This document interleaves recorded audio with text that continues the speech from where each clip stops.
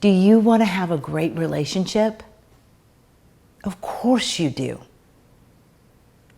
John and Julie Gottman are premier researchers in relationship success, and they've identified 4 key components that predict your relationship will fail. And so I thought it was really important that you know about these. They coined them the 4 horsemen. And so I'm going to talk about the 4 horsemen, and I'm also going to talk about the things that you can do to counteract the 4 horsemen. So the 4 horsemen in a nutshell are criticism, contempt, defensiveness, and stonewalling. And I want to tell you about these definitions, okay? Because they're so important.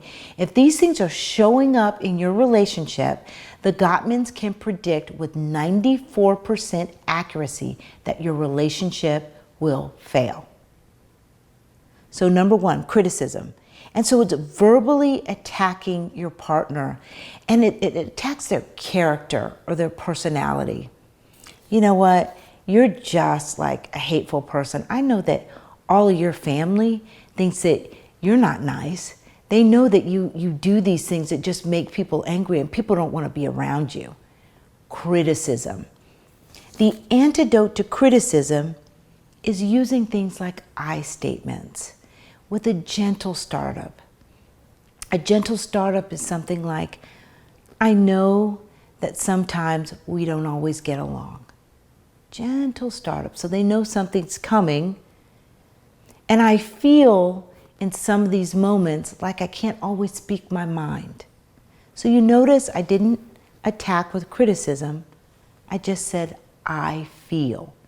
I feel is an easy way to start the conversation. Your partner's not going to start backing up because they're expecting the body blows. So the antidote to criticism, gentle startup, using I messages. Contempt. This one is a doozy, you guys. And you've heard me, I've talked about the 4 horsemen before, just not at length. And so this is really important. So contempt is the worst of the 4. And contempt is attacking a sense of self with the intent to do harm or insult the person. So contempt has a quality of almost looking down on that person.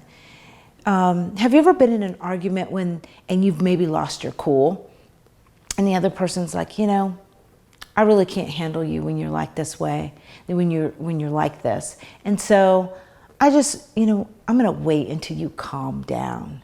Because, I don't like to deal with you. It's almost like they're kind of making you feel small and criticizing at the same time.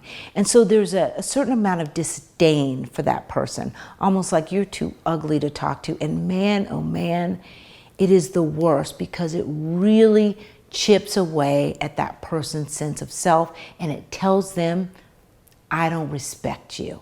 There's a real quality to I don't respect you, and you know what? I have disdain for you. And so one of the things that you can do, excuse me, that is so vitally important is fostering a sense of appreciation. And I know it's hard to do it when you're in the midst of something. So remember, the appreciation can start long before so that you don't get into the pattern of contempt. So saying things like, I really appreciate how you help in the kitchen, how playful you are with the kids. And yet there are moments when I need more support. Because contempt would look like, you know what, you're just being silly with those kids. Now I've got a 4th kid. I don't need you to be the kid. So you notice the put down. But when you start to foster appreciation, your partner starts to feel, okay, they really know. They know and see all the things that I'm doing. And so this is just another thing that I can get good at. So you're not putting them down in the process. You can see how people start running from the hills. When you start feeling like you can't do anything right with your partner, and there's nothing you do is going to make them happy, that is the opposite of appreciation. And now they're They're infusing it with a little bit of disrespect. Contempt is the worst, guys. Back away from that with everything you've got. The other is defensiveness.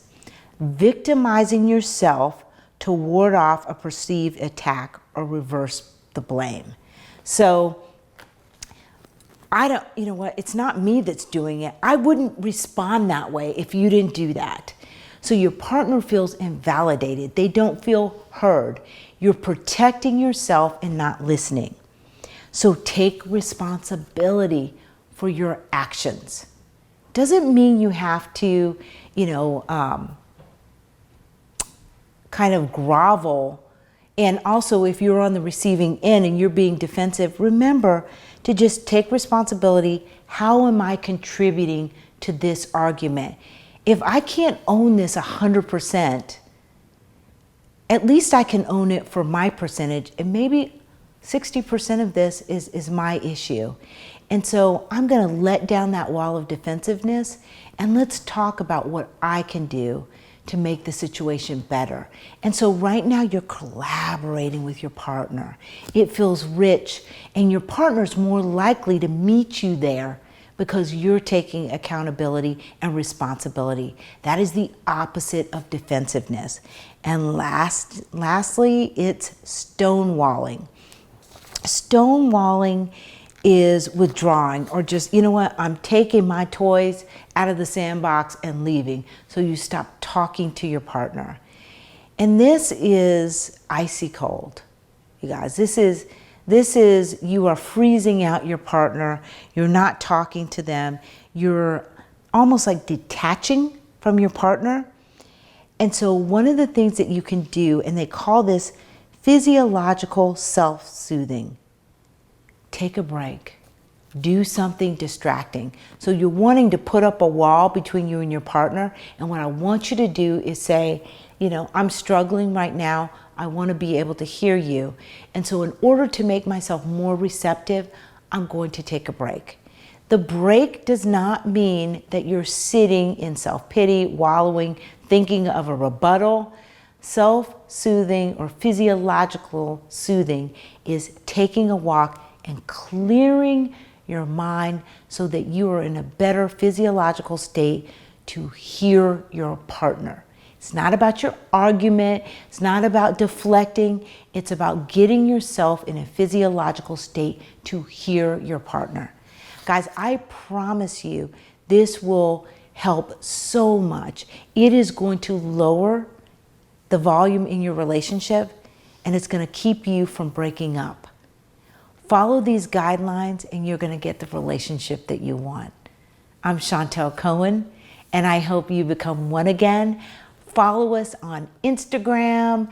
I want you to subscribe to us on YouTube. Go to Become One Again. Take our Connector Fixer quiz. We'll see you soon.